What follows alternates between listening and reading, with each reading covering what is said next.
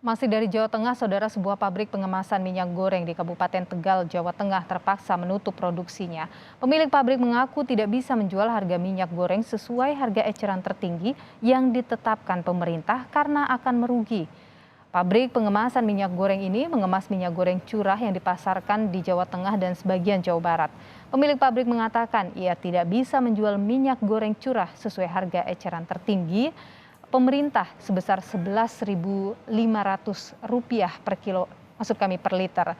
Karena selama ini stok minyak goreng di pabriknya dibeli dengan harga jauh lebih mahal dari harga eceran tertinggi, yakni Rp18.000 per liter.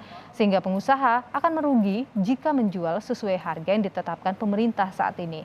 Dampak penghentian produksi tersebut, seluruh karyawan yang berjumlah 30 orang terpaksa dirumahkan.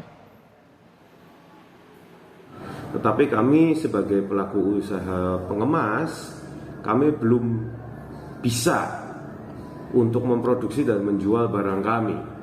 Karena kondisi harga beli yang kita terima, bahan bakunya tidak dapat kami pasarkan dengan harga yang ditentukan oleh pemerintah. Karena dampak itu otomatis kita memulangkan semua karyawan dan menghentikan sementara proses produksi kami